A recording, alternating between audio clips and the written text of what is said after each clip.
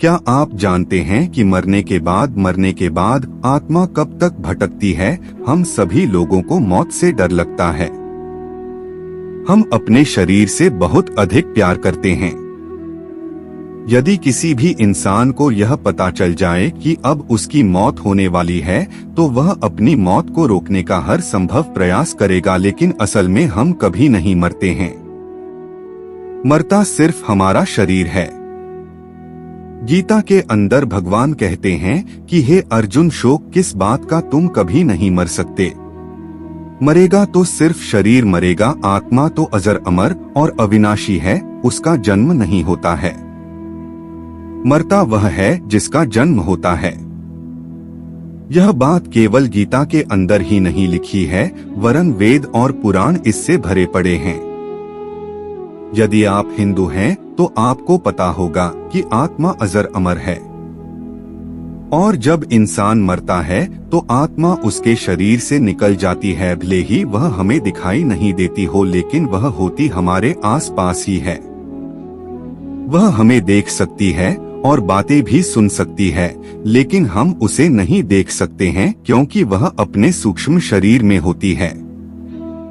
हिंदू धर्म के गरुड़ पुराण के अनुसार जब इंसान मरता है तो उसकी आत्मा 12 दिन घर के अंदर ही रहती है, और जब 12 दिन पूरे हो जाते हैं तो उसके बाद आगे की गति आरंभ होती है।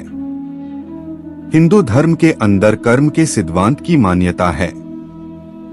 जो जीव अपने जीवन के अंदर जैसा कर्म करता है, उसी के अनुसार उसकी गति होती है।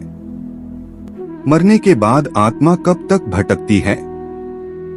इस प्रश्न का उत्तर जानने से पहले हम यह जान लेते हैं कि आत्मा की गति कितनी प्रकार की होती है, ताकि हम यह निर्धारित कर सकें कि कौन सी आत्मा मरने के बाद भटकती है और कौन सी नहीं। दोस्तों, हिंदू धर्म के अंदर आत्मा की गति को 2 प्रकार की माना गया है। अगति का मतलब यह है कि इंसान को मोक्ष नहीं मिलता है, वरन जीव के रूप में दोबारा जन्म लेना पड़ता है। अगति के 4 प्रकार होते हैं। 1 क्षीणोदर्क, 2 भूमोदर्क, 3 अगति और 4 दुर्गति। मरने के बाद आत्मा कब तक भटकती है? दोस्तों, इस प्रश्न का सहज ही उत्तर नहीं दिया जा सकता है, क्योंकि इसका उत्तर देना कोई सरल काम नहीं है। लेकिन फिर भी हम आपको सबसे पहले यह बता दें कि हर प्रकार की आत्मा भटकती नहीं है। जिन आत्माओं को प्रेत योनि मिलती है, एक तो वे आत्माएं भटकती हैं। दूसरा, यह भी संभव है कि जो आत्माएं गर्भ के लिए प्रतीक्षा करती हैं, वे भटकती हैं। हालांकि इस बारे में ज्यादा बातें उपलब्ध नहीं हैं। दोस्तों, हर इंसान मरने के बाद प्रेत नहीं बनता है, वरन कुछ इंसान ऐसे होते हैं जो मरने के बाद प्रेत बन जाते हैं। अधिकतर वे इंसान मरने के बाद प्रेत बनते हैं जिनकी कोई प्रबल इच्छा रह जाती है और उनके कर्म भी पापी होते हैं। बहुत सी जगह पर आपको यह लिखा हुआ भी मिल जाएगा कि जो लोग आत्महत्या करते हैं या एक्सीडेंट के अंदर मरते हैं, वे प्रेत बन जाते हैं, या जिनको कोई मार देता है वे प्रेत बन जाते हैं। लेकिन असल में ऐसा नहीं होता है। किसी जीव का प्रेत बनना उसके कर्मों पर निर्भर करता है। यदि कोई जीव अच्छे कर्म करता है तो वह प्रेत नहीं बन पाता है, वरन उसे देवगण मिल जाता है।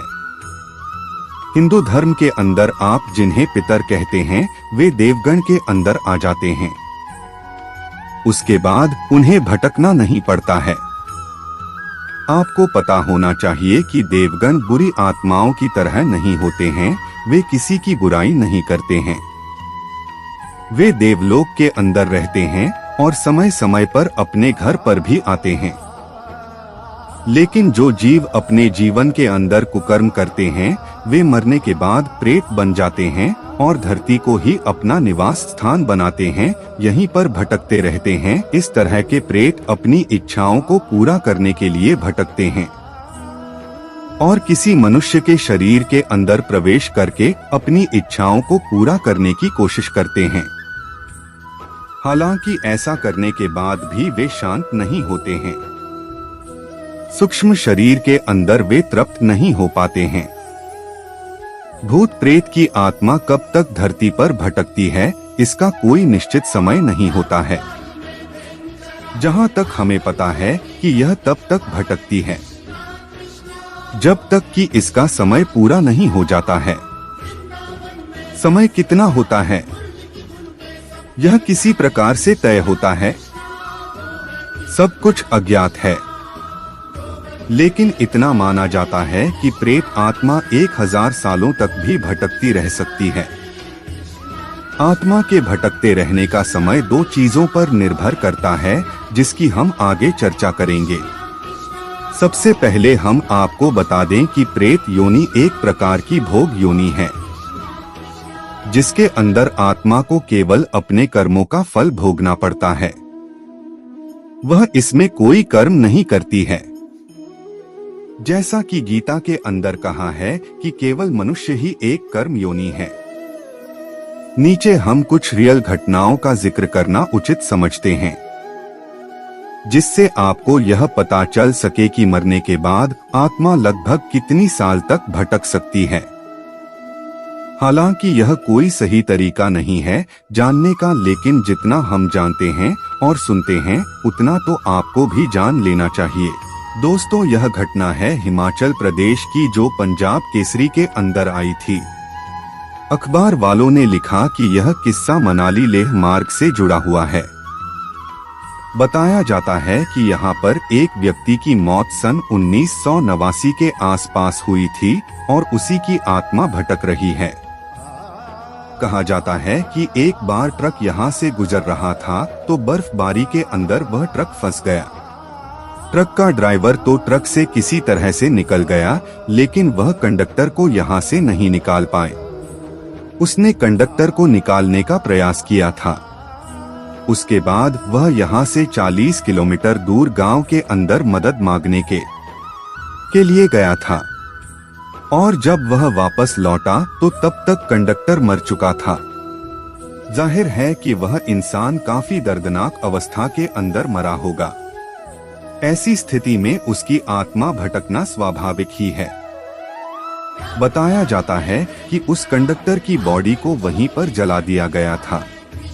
तब से उसकी आत्मा यहाँ पर भटक रही है। कहा जाता है कि उस युवक की आत्मा यहाँ से गुजरने वाले लोगों से मिनरल वाटर और सिगरेट की मांग करती है, और यदि कोई उसकी मांग को पूरा नहीं करता है तो उसको खुद हादसे का शिकार होना पड़ता है। जब मैंने अखबार की फोटो के ऊपर इस आत्मा के मंदिर को देखा तो यहाँ पर बहुत सारी वाटर बोतल पड़ी हुई थी। इसका मतलब यह है कि हर राहगीर उसे पानी की बोतल देता है। दाह संस्कार होने से कुछ नहीं होता है।